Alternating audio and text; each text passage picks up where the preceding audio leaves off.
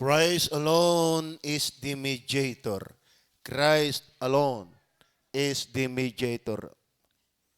Ang Panginoong Hesus lamang ang tagapamagitan sa Diyos at sa tao. Kasi sabi po, for there is one God and one mediator. Ang sabi pong talata, one mediator. Hindi sinabing one of the mediators. Pag sinabing one, di alone. Only. Siya lang. Kaya maliho yung aral na yung mediatrix. Na si Maria ay isa sa tagapamagitan sa tao sa Diyos. Dahil kung lalabas na ganon, mali ang sinabi ng Diyos. Tama ba? Hindi ho nagkakamali ang Diyos sa kanyang sinabi. Tama ba? At sabi nga ng Biblia, huwag nyo nang dadagdagan, ibabawasan ang salita ng Diyos. Bakit? Fix yun. Tama ho ba? Sa Christ alone is the mediator. Tingnan po natin, there is one God. Sabi, for there is one God.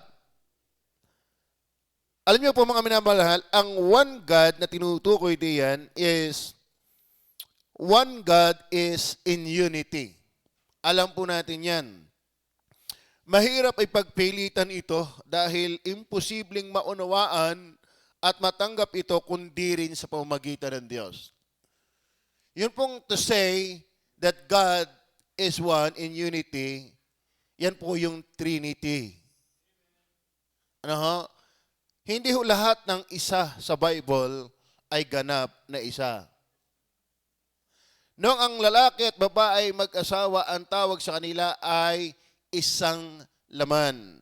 Hindi ibig sabihin ng isang laman, sila ay winilding. Sila'y tinahi. Sila'y kumbaga sa suman ay tinaling yapos na suman. Hindi. Ang ibig sabihin, ang lalaki at babae na naging mag-asawa ay magkaisa na. Tama? Hindi sila naging isa as in, yung dalawang ulo, naging isang ulo na lang. Yung apat na kamay, naging dalawang kamay na lang. Yung apat na paa ay naging dalawang paa na lang dahil as in sila'y naging isa. No. Tawag sa kanila isa dahil sila'y magkaisa na. Pag ginamit ang Diyos sa Bible, yung isa ay dahil nagkakaisa. Dahil meron tayong Diyos Ama, Diyos Anak, at Espiritu Santo.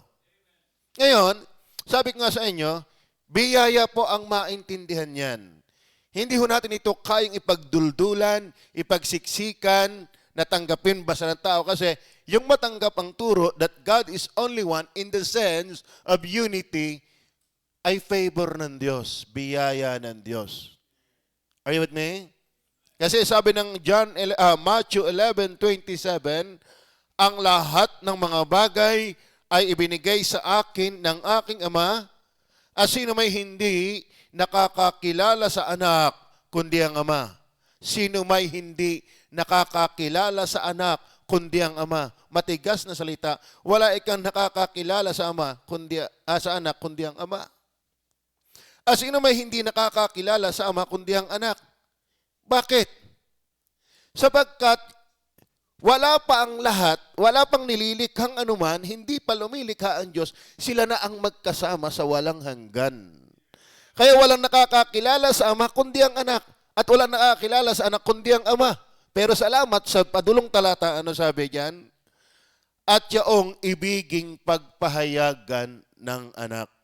So, ibig sabihin, may mga taong nakakakilala na kung sino ang Ama, kung sino ang anak, dahil meron siyang pinagpahayagan. Na hindi natin kayang saklawin yung hindi, kasi siya yung nagpapahayag. Kaya magpasalamat ka kung ikaw ay nabilang na doon sa kanyang pinagpahayagan. Tama ba? Kaya sabihin ko sa inyo, maraming mga maling conclusion, maraming maglilipa ng mga maling aral, sapagkat ang tamang aral ay biyaya, kaloob ng Diyos. Hindi ito na-acquire, ito ay given. Lalo na sa tinatawag na major doctrine, substantial doctrine ng God, yung Trinity. Walang makakakilala niyan, kundi yung kanyang pinagpahayagan. Bakit? Lahat ng tao ay bulag sa kasalanan.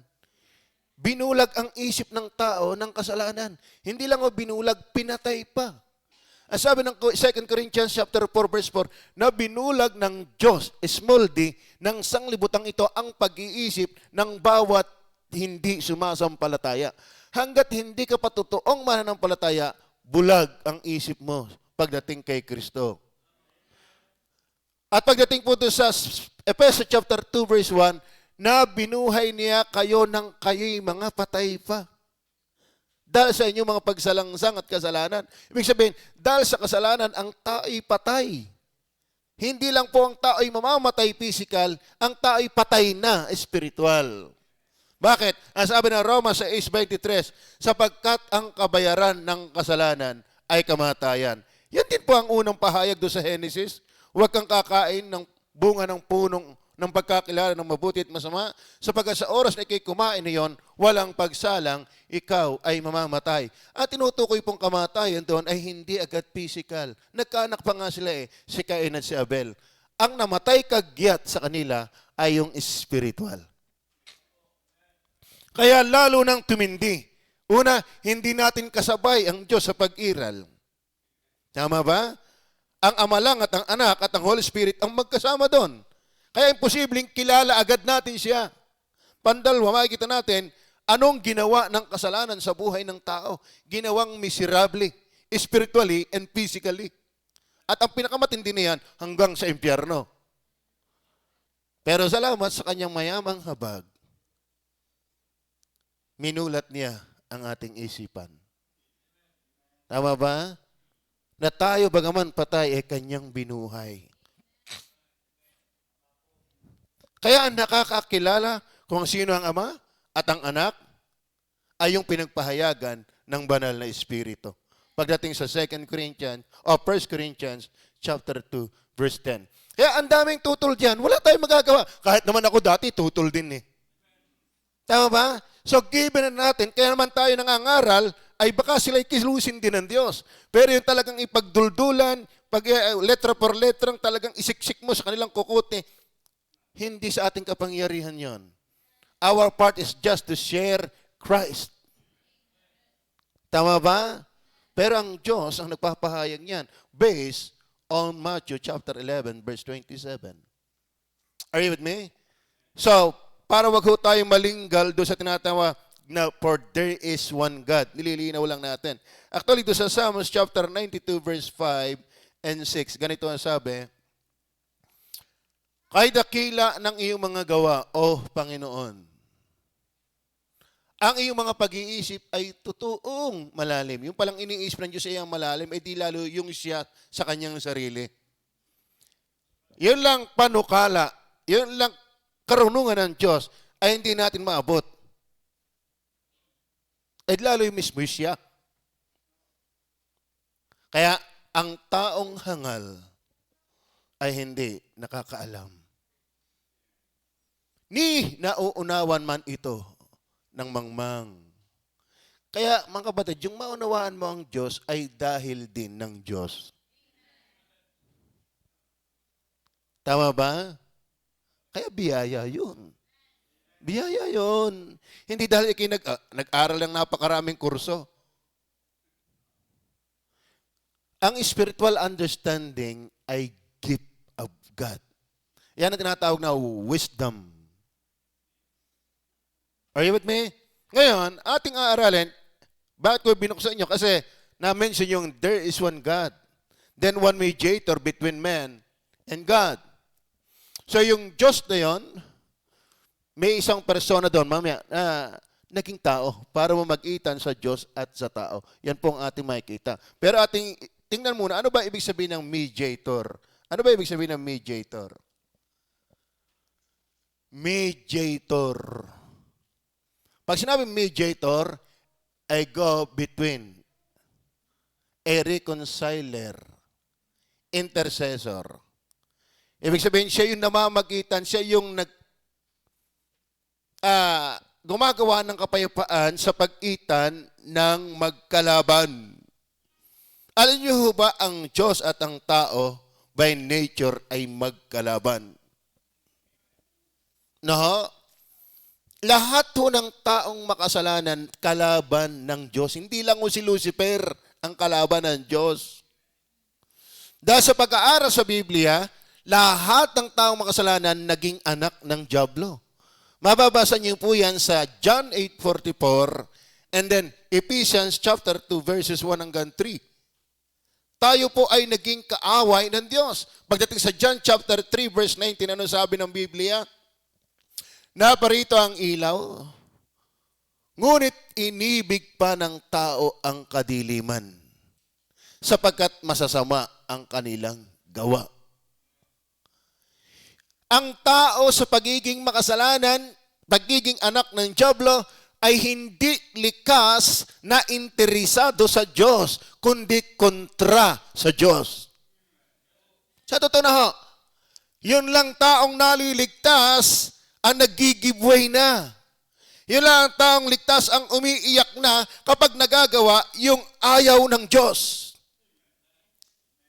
Meron na po tayong tinatawag na blessed heart, not stony heart. Ang ating puso ay nadudurog ng presensya ng Diyos. Ang ating puso ay natutuhog ng salita ng Diyos, not like before. Pero hanggat ang tao ay hindi ligtas, nais ko pong sabihin sa inyo, ang tao by nature, being sinner, ay kalaban ng Diyos sa kanyang kagustuhan. Ang gusto ng Diyos, magbasa ka ng Biblia. Ang sabi ng tao, nakakaantok. Wala namang picture. Tama ba? Ang gusto ng Diyos, sumimba ka. Ang sabi ng tao, ang dami kong gagawin. Tama ba? Lahat ng gusto ng Diyos, ang daming dahilan ng tao. Bakit nagdadahilan ng tao? May gusto siyang kanya.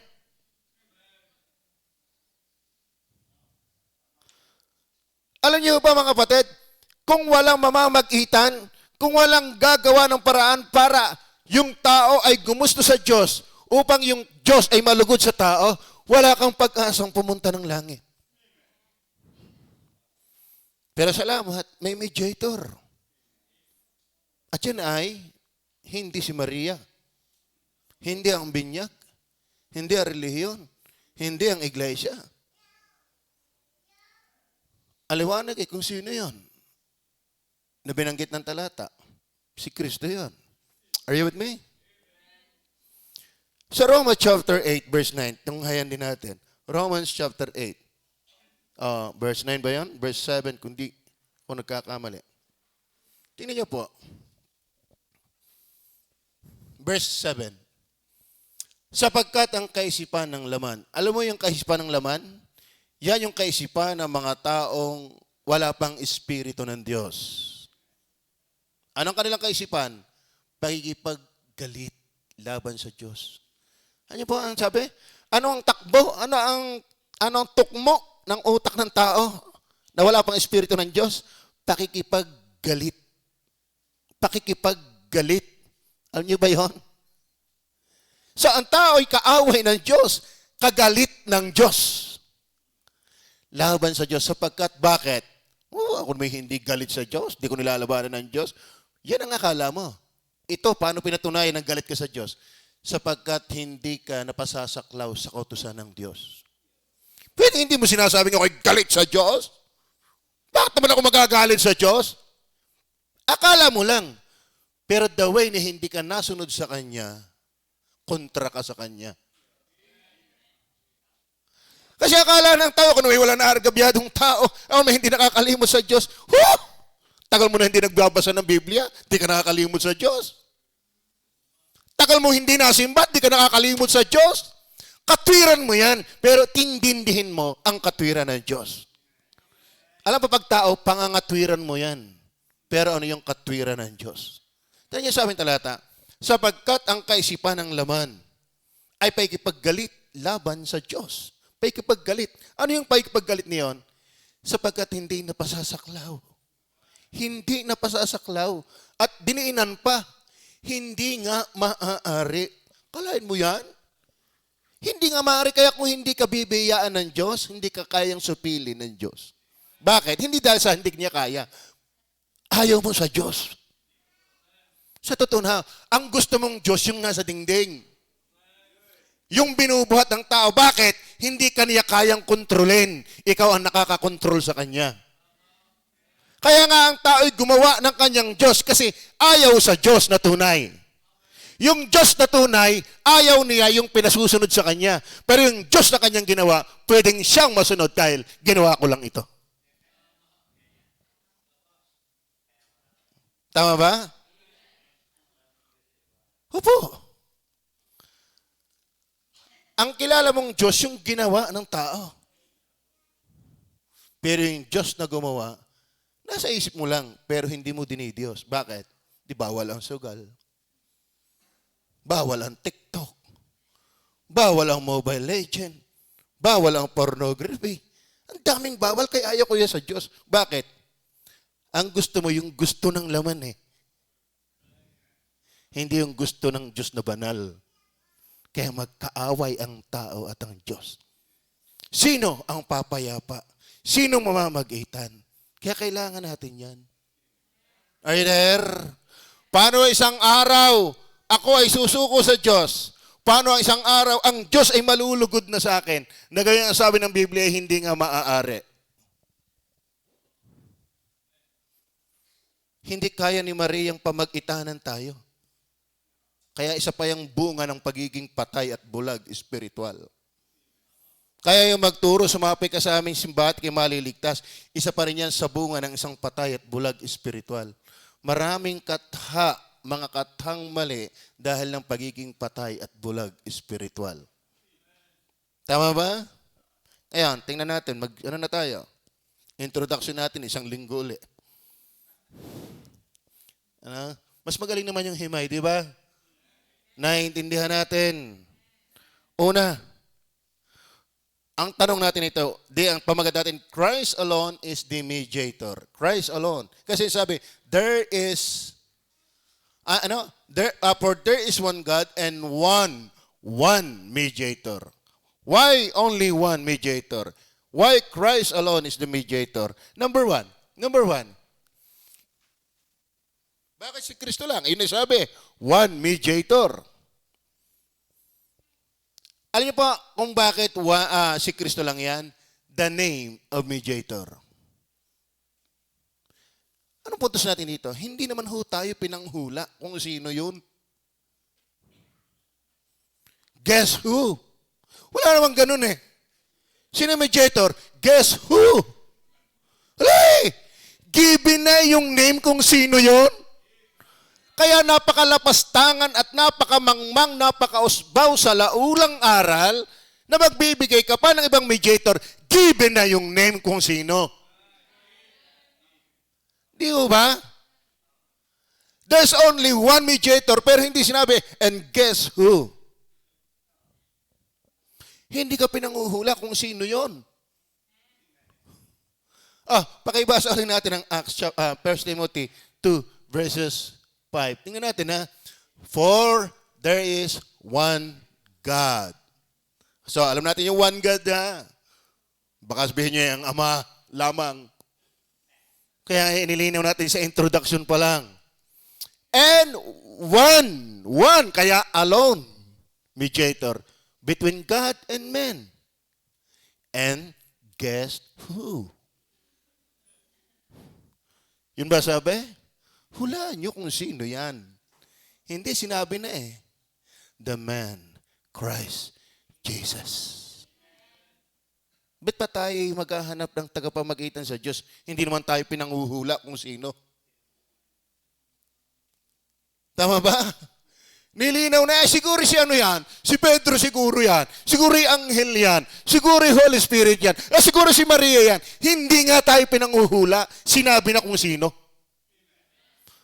The one mediator is the name given. The name given is Jesus Christ. Tingnan niyo po ang Luke chapter 2, verse 10 to 11.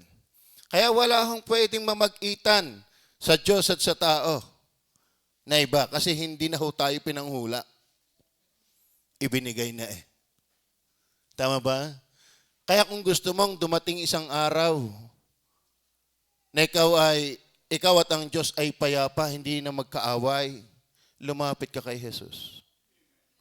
Isuko mo ang iyong buhay sa Kanya.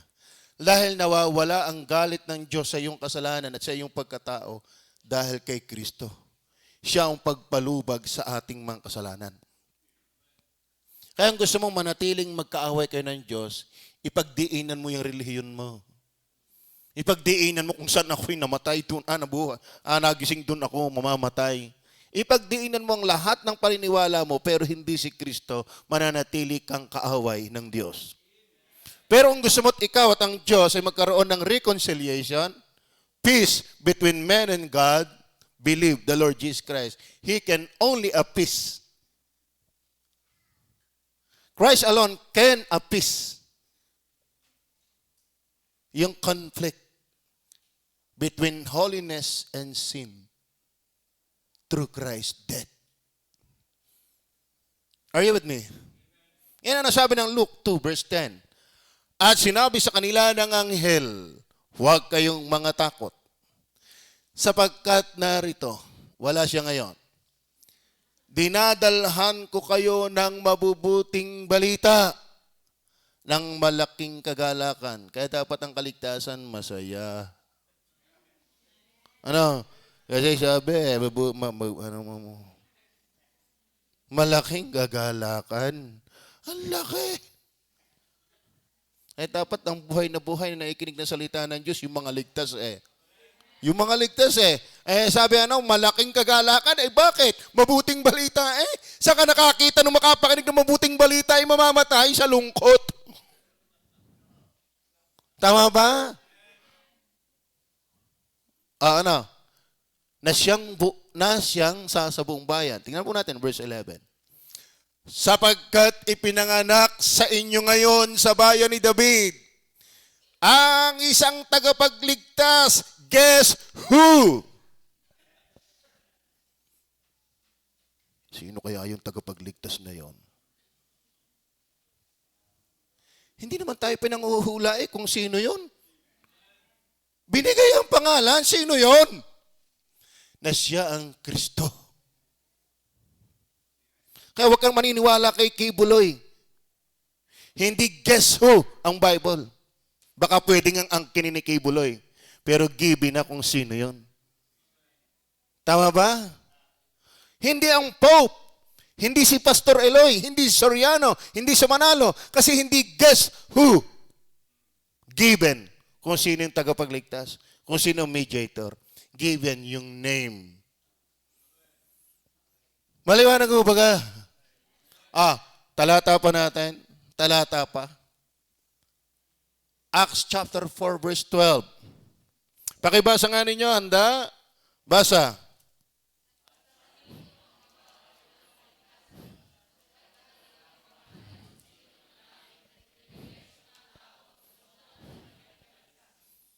Tinan niyo yan? At sa kaninumang iba, may tubig, ay walang kaligtasan. Sa kanino mang iba. Di ko't maliwanag yon? Ibig sabihin, bukod dito, wala na. Tama ba? Parang ikay anak na nahingi ng pera sa iyong ina, ay babayin tinare. Bukod dito, wala na. Pag binigay ko ito sa wala na. Sabay balhulwat ng bulsa, kitingni, wala na. Tama ba? Pag sinabing kanino mang iba'y wala na, ay bigay ipagpipilit mo si Maria ang tagapagpatawad, tagapagligtas. Ay sabi bukod sa kanya, wala na. Ano ka? Ipipilit mo ang binyag. Ba't ipipilit mo ang bautismo? Ba't ipipilit mo ang good works? Ay bukod ka sa kanya, wala na. Sa kanino mang iba'y walang kaligtasan, sapagkat walang ibang pangalan. Guess who? Tingnan po kung sino yung pangalan. Verse 10. Itaas natin ng kaunti kung sino yung pangalan na yan. Talastasin ninyong lahat at ng buong bayan ng Israel na sa pangalan nino. Kaninong pangalan? Guess who? Tapos magdadagdag ka pa ng ibang pangalan, di isa kang salangsang. But why alone? Why Christ alone is the mediator? Ang sabi natin, the name of mediator. Ibinigay yung pangalan eh. Tama ba? At sa kanino mang iba ay wala ng kaligtasan. Sapagkat walang pangalan na ibinigay sa ilalim ng langit na sukat nating ikaligtas. Walang ibang pangalan ibinigay. Hindi sa pangalan ni Arkanghel. Hindi sa pangalan ni inuman. Kundi ni Jesus Christ. Maliwanag ho ba? Bukas pa tayo ng talata. Matthew 1:20, ano ba yan? Matthew 1:21. And she shall bring forth a son. Is that plural, yung son? Plural ba yan? So hindi church yan. Kasi ang church plural yan. Marami yun eh. Maraming tao doon.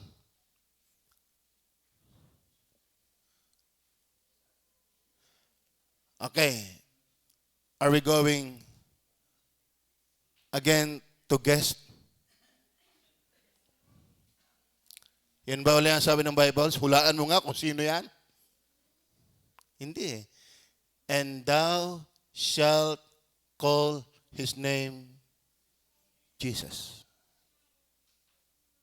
Hindi na ka na yan. Yung parang pa sa exam, yung yan, fill in the blank. Para isang araw, saka mo sasagutan, si Kibuloy. Hindi. Walang fill in the blank dyan. Nakalagay na. Hindi naman exam ang mediator. Isang araw ay sasagutan mo later on. Given already the name of the Savior, the mediator. For he shall save his people from their sins. Alam mo kung bakit dadalhin ka sa impyerno? Because of your sin. So you have to be forgiven.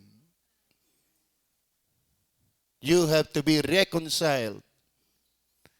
And the only reconciler,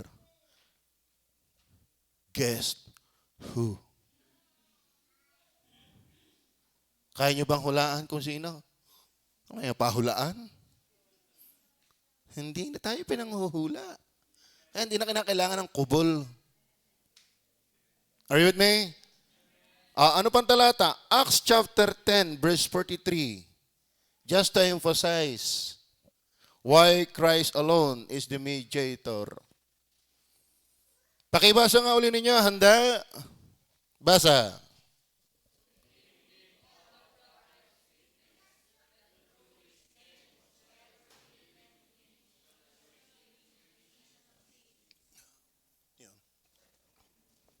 May name na given.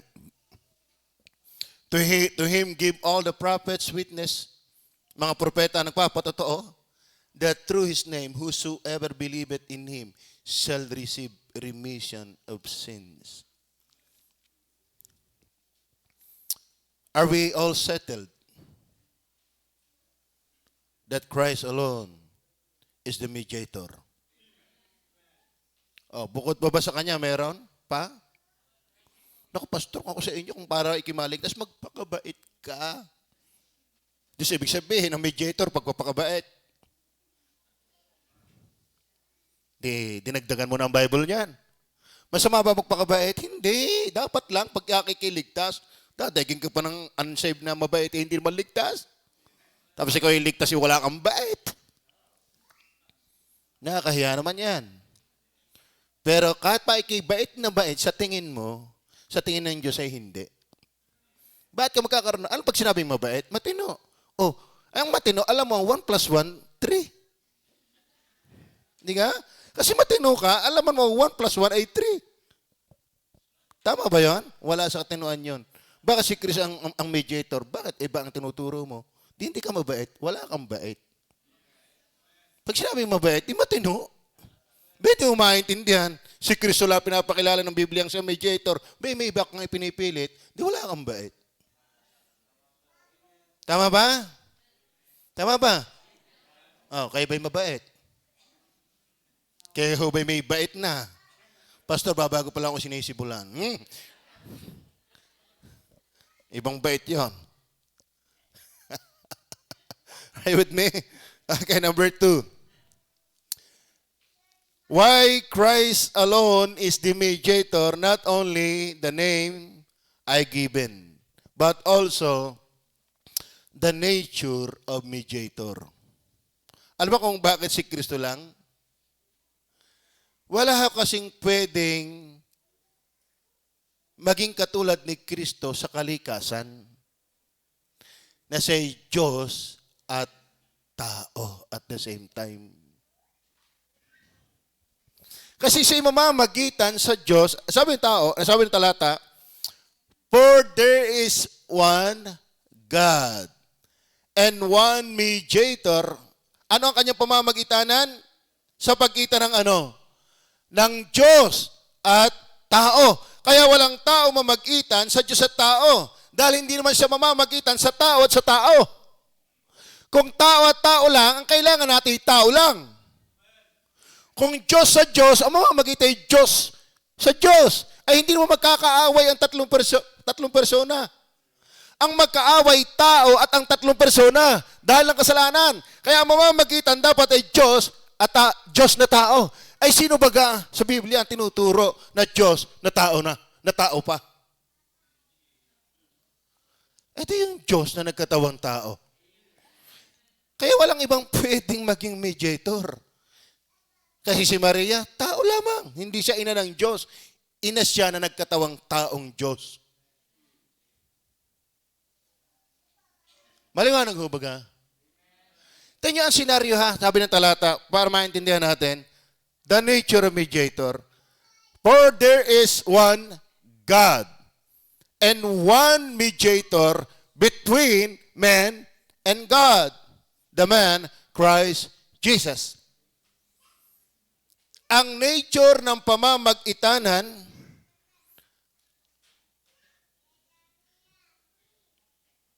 na pagkakasunduin ay hindi sa pagitan lamang ng tao at tao. Kaya na yan ni Mayor. Tama ba? Kung yan yung mga, kaya na yan ng mga, kaya nga tayo may mga attorney eh. Yan ang trabaho nila. Pagka may mga krimen, pagka may mga judicial issues, mga batas na kaso, kaya nga tayo may attorney. Pag tao sa tao, ay ang problema nito, ang tao may malaking problema sa Diyos. Sino ang magsesettled ng problem na yan? Ito sa pagitan ng Diyos at tao. Are you listening? So, anong kailangan? Para si Tomas lang yan, anong kailangan? Hindi nga? Kailangan ng tagapamagitan na Diyos at tao. Ngayon, bukod ba kay Kristo, may Diyos na nagkatawang tao? May nabalita na ho ba kayo? Yung aswang, nagiging aso daw.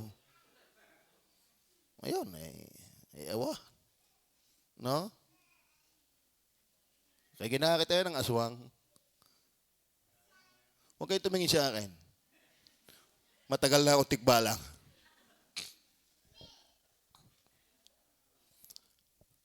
So, maliwanag ho ba? Kaya mga kapatid, yung hindi naniniwala na si Kristo Diyos nagkatawang tao, walang kapag-asa yun. Walang kapag-asa eh. Yung nga taong sumasakay lang, hindi pa rin garantisadong ligtas. Yung sumasakay lang sa kalakarang naniniwala ako. Pero hindi naman realidad sa relasyon kay Kristo. Wala rin eh. Tama ba?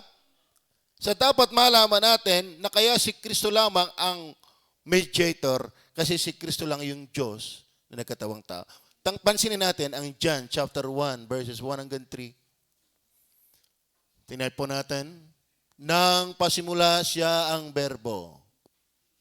Berbo, bago natin ano yan, isa yan sa pangalan ng Panginoong Hesus pagdating sa Revelation. Nang pasimula siya ang berbo. At ang berbo'y suma sa Diyos. So ang berbo at Diyos, tingnan, are you listening? Nang pasimula siya ang berbo, yung siya diyan, si Kristo yan. at ang berbo'y suma sa Diyos. Ibig sabihin yung Diyos diyan ay ang Ama, yung suma sa Diyos. Ibig sabihin, magkasama na ang berbo at ang Diyos. Nung pasimula pa lang. Are you with me? Kaya nga sabi ng 11:27 ng Matthew, walang nakakakilala sa Ama kundi ang anak. At ang anak kundi ang Ama. Bakit? Nang pasimula siya ang berbo at ang berbo ay suma sa Diyos, magkasama na sila before creation. Pero niliwanag din, bukod na siya suma sa Diyos, ay ang berbo ay Diyos. Ilan ang Diyos? Iisa. Pero bakit sila? Alam mo, yan nga eh. Kaya nga sabi ko sa inyo, biyaya yung matanggap mo na ang Ama ay Diyos, ang Anak ay Diyos, dahil sila'y kapwa nagtataglay ng pre-existence before creation. There is no two gods nor three gods, but three distinct persons in one God. Now, verse 2. Tingnan niyo po ang verse 2. Ito rin ng pasimula ay suma sa Diyos. Yung verbong ito. Then, pagdating ng verse 3, ang lahat ng mga bagay ay ginawa sa pamamagitan niya. Kita mo ha? Wala palang nalikha kung walang berbo. Our Creator is Christ. At alinman sa lahat ng ginawa ay hindi ginawa kung wala siya. Walang hanip kung walang si Kristo. Walang bigas kung wala si Kristo. Walang mata. Walang lahat kung wala si Kristo. Ngayon, pagdating ng verse 14, tingnan natin ang verse 14. At nagkatawang tao ang Ama. Yun ba sabi? Alam mo, maling sabihin na ang Diyos ay nagkatawang tao pag Ama ang iyong tutukuyin. Pero pag ang Diyos ay nagkatawang tao, tumutukoy kay Kristo, hindi yan mali. Tingnan nyo ha? At nagkatawang tao ang berbo. Sino ang berbo? Sabi ng verse 1? Nang pasimula siya ang berbo. At ang berbo ay suma sa Diyos at ang berbo ay Diyos. Siya ang tinukoy ng manglilikha ng verse 3. Pero, pagdating ng verse 14, nagkatawang tao ang berbo. Bakit siya lang ang pwedeng mediator? Kasi hindi naman Ama ang nagkatawang tao. Hindi naman Holy Spirit ang nagkatawang tao. At hindi naman pwede ang anghel. Kasi kung ang anghel ang magkakatawang tao, therefore, ang magkalaban pala ay tao at anghel. Ang magkalaban ay Diyos at tao. Kaya hindi kinakailangan anghel ang magkatawang tao. Diyos ang settled ng problem. Tama ba? At nakita namin ang kanyang kalwalhatian. Anong klaseng kalwalhatian? Meron yung nagkatawang tao. Kalwalhatian gaya ng sabugtong ng Ama na puspos ng biyaya at katotohanan. Kaya mga minamahal, not only the name of the mediator, but also the nature of the mediator. The reason why there is one mediator, Christ alone is the mediator, because of the nature of the mediator. Ang pamamag-itanan ay ano? Na magkaaway, Diyos at tao. Kaya hindi nabasa sa Bible, nagkatawang tao ang anghel. Bakit? Hindi ang magkalaban ay anghel at tao. Ang magkalaban ay Diyos at tao. Sa nature. Hoy, are you with me? Tapos naligtas ka, alipin ka pa rin ng TikTok. Alam mo may problema ang iyong tuktok. Kayo'y mag-intindi nang kayo lumayo na diyan. Kaya hindi ka maalis dyan. Baka kinaan dito lang, di ka naman nakikinig. But pag labas mo din, kung ano-ano pang magsusuot, magpapakita sa Facebook, utdong-utdo ng suot, kala mo yung gandang. Alam mo, hindi mo ba alam na inuuto ka lang ng tao, lalike. Paano inuuto ka lang? Kala mo, tuwa sa iyo ang tao? Hindi, inuuto ka lang ng mga yan. Tama ba? Tagal lang. Tinuturo ay salang. Sala ang sistema. Tama ba? Amen. Alam mo yung mahilig, yung Kristiyano daw, mahilig sa TikTok, may problema ang tuktok.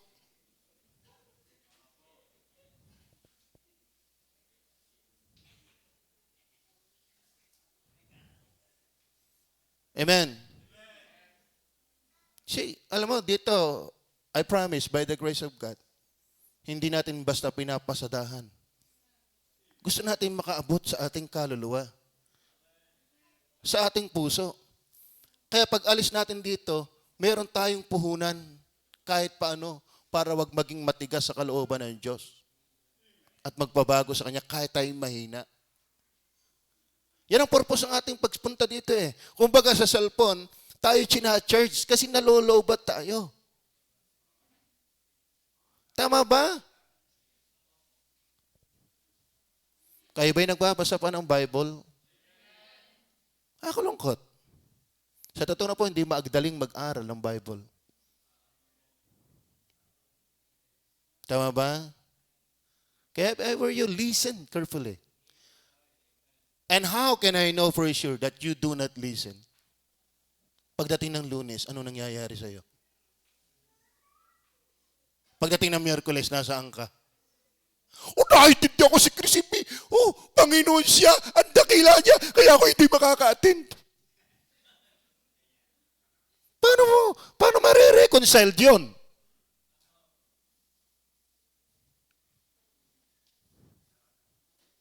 Tama ba?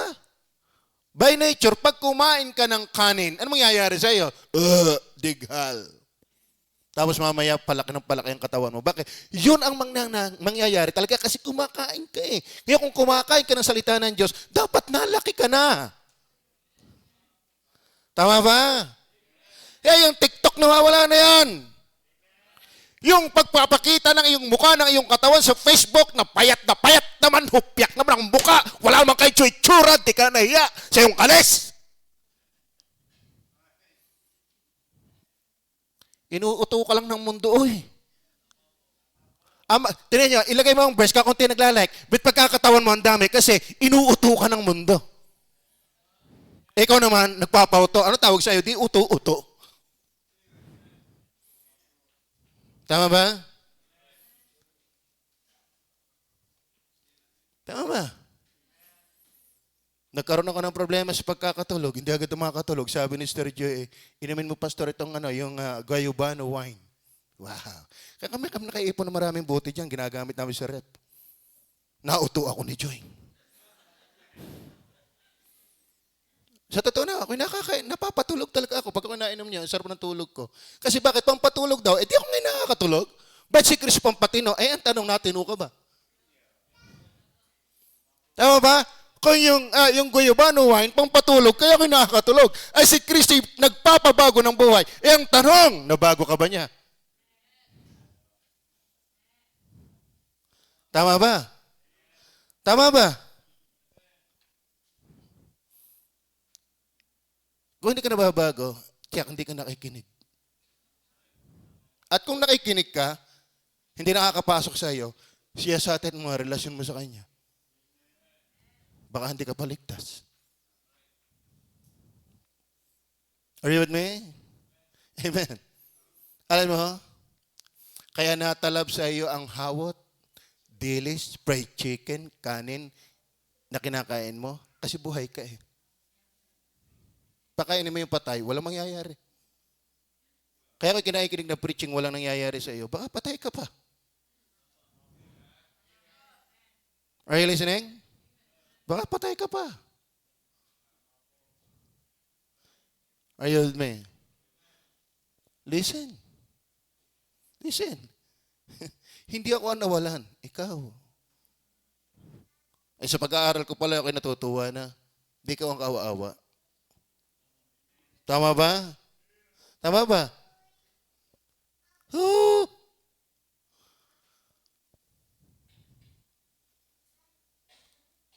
Hanggang kailan ba ako dito? Hanggang bukas. 10:00 na eh. 5 minutes pa. Are you with me? Tingnan po natin ang Filipos chapter 2 verse 5 hanggang 11. Tingnan po natin. Mangagkaroon kayo sa inyo ng pag-iisip. Kung batanggin nyo, isaksak mo ito sa isip mo. Na ito'y na kay Kristo Jesus din naman.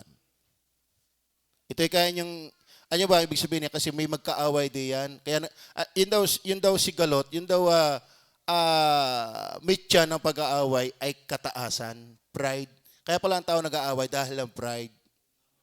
Pataasan ng ihi. Kaya sa mag-asawa, kaya nag-aaway din, pride. Ano ang huhupa sa pagkita ng mag-asawa? Di ka babaan? Tama ba? Okay, tingnan nyo ha. Tingnan nyo, ito kayong mga mag-aaway, kayo lagi nag-aaway. Isaksak nyo ito sa inyong kukote. Na ito na kay Kristo Jesus din naman. Na siya, bagamat nasa inyong Diyos, ay hindi na inaring isang bagay na nararapat panangnan ang pagkapantay niya sa Diyos. Kaya hindi dalawang Diyos, magkapantay. Si Kristo ay kapantay ng Diyos. Pero anong ginawa niya? Verse 7, kundi bagkus hinubad niya ito. Kaya hubarin din natin yung pride. Hindi naman ang huhubarin natin ka-Diyosan yung kayabangan,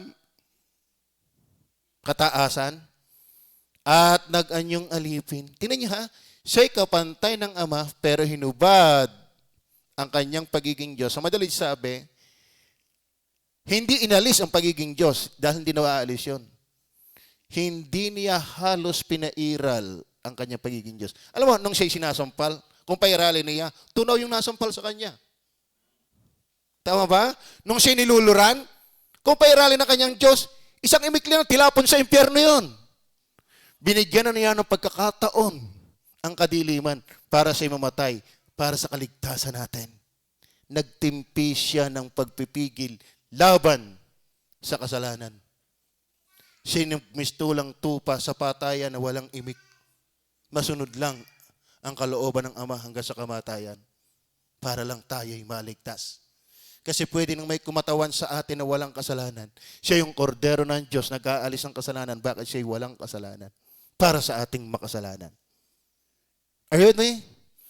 Pero sino? Bakit siya ang tagapagligtas? Bakit siya ang mediator? Kasi siya yung Diyos, na bagaman Diyos, nagpakababa at kinuha yung anyong tao. Hindi ba sa tao, kundi alipin. At naging masunurin sa Diyos hanggang sa kamatayan doon sa krus. So bakit si Kristo mediator lamang?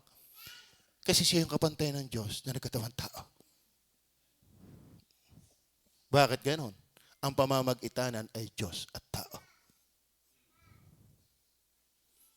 May nabalita na ho ba kayo bukod kay Kristo, Diyos dati?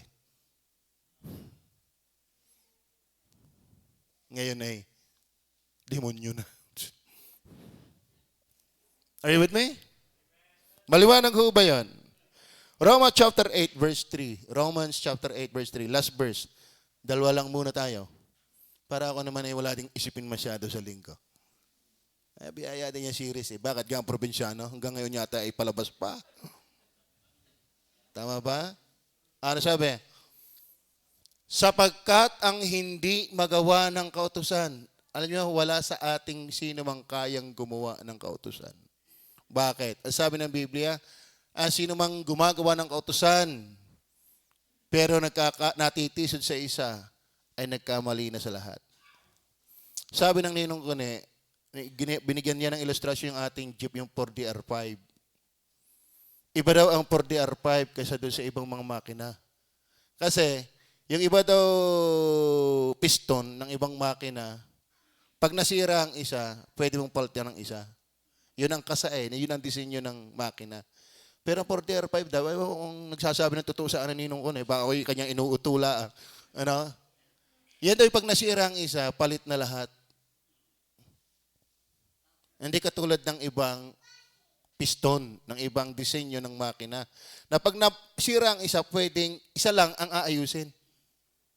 Ang 4DR5 daw ay hindi. Kapag nasira ang isa, dapat daw ay palitan ng marami. Lahat. Tama ba yun, Ninong Kone? Naalala ko yun sa inyo kung hindi nyo ako inuuto. Ganito sa kautusan. Nagawa mo ang siyam, pero nagkamali ka sa isa, apektado na yung siyam dahil lang isa. Naintindihan nyo ba yan? At ito, kung magturo silang, ikisundin mo ang kautusan at maliligtas ka. Hanggang ilan ang natupad mo? Siyam ay yung isa. Tama ba? Ay isa lang ang mali, baliwala na ang lahat. Para nagtatayo ng kastilyo ay buhangin, nadaanan lang ng aso'y guho. Ngayon, ano sabi? Ang talata. Sapagkat ang hindi magawa ng kautusan, tayo hindi natin kayang gawin. Na mahina sa pamamagitan ng laman. Tanyo, alam na alam ng Diyos yan. Hindi natin kaya. Sa pagsusugo ng Diyos sa kanyang sariling anak na nag-anyong lamang sa larin. At dahil sa kasalanan ay hinatulan ng Diyos sa laman ang kasalanan. Ibig sabihin yung hindi natin kayang gawing kasakdala na hiningi ng kautusan, nag-anyong lamang sa larin. Nagkatawang tao pa ng usus. Kaya 10 verse 4, tingnan po natin ang 10 verse 4 ng Roma. Sapagkat si Kristo ang kinauuwian ng kautusan sa katutuwid ng bawat sumasampalataya. Bakit? Siya yung tumupad na hindi mo kayang tuparin. Kaya pag nanampalataya ka kay Kristo, automatic natupad mo ang kautusan. Are you with me? Kaya nga sabi ng Roma 8:1, wala nang hatol sa sino mang na kay Kristo. May kapahatulan ng hinihingi ng kautusang pagsubay mo, natupad ko na ang kautusan dahil ang pagtupad ni Kristo para sa akin. Paano niya natupad? Kung siya nga mismo ang alam nyo ha, si Kristo ang nagbigay ng batas. Pero siya rin ang gumanap ng kanyang ibinigay na batas. Dahil sa ating hindi kayang makaganap. Kaya si Kristo lang ang mediator. Are you with me? Maliwanag ho ba yun? Maliwanag ho ba yun? Maintindihan sa Lunes, baka TikTok na naman. Baka Mobile Legend na naman. Nakakapagod. Parang hindi nag-iintindi. Tama ba? Ikaw ba'y nakakaramdam ng kapaguran sa kasalanan bilang anak ng Diyos? Pag anak ka ng Diyos, dapat napapagod ka sa kasalanan. Umiiyak ka in a private of your life. You're weeping. You're crying. Kung maaari lang, Lord, kunin mo na ako. Kaysa kayo mabuhay pa ng napakaraming pagkakamali. Ganun ang anak ng Diyos. Hindi aliw, bigati sa mali. Tama ba? Ganyan ang nakay Kristo. Bagong nilalang. Maliwanag ho ba? Yun po ang ating dalawa munang puntos. Itutuloy. Nung ako nagbabasa pa ng comics, Aliwan, Classics, lagi nakalagay doon, itutuloy. Talagang mautak yung mga yun. Kami na may bili nga ng bili ng comics. Ang aming comics isang, dahil sa salitang itutuloy. Lalo yung aming pinapakinggang si Matar. Ako'y magsimulang makinig na si Matar, parang ako'y 5 years old pa lang eh. Umalis na ako ng amin, hanggang sa ako'y, siguro yung mga umalis bago bumalik sa amin, ako ay 9 years old na. Abay, si Matar pa rin eh. Pumunta ako ng Soro-Soro, bumalik ako, si Matar pa rin eh. Ako'y matanda na, bata pa yung naganap. Pati si Eng-Eng. Ang tao ay kinig pa rin eh. Wala na. Nung mauso yung mga TV. Wala na. Yung ang camera noon eh, yung pinade-develop, ipaantingin ko yun, wala na rin eh. Nung mauso ang cellphone. Tama ba? Sana yung salita ng Diyos ay inaabang-abangan mo. Tama ba? Yung osas natin, abangan nyo rin. Tuwing Friday. At yung kay Brother Eric, kay Brother Henry. Mahalaga po ang pinag-aaralan natin para tayo tumibay. Laban sa mga maling aral at laban sa mga maling asal. Tama ba? Sabi manalangin. Mapagpala namin Diyos sa langit.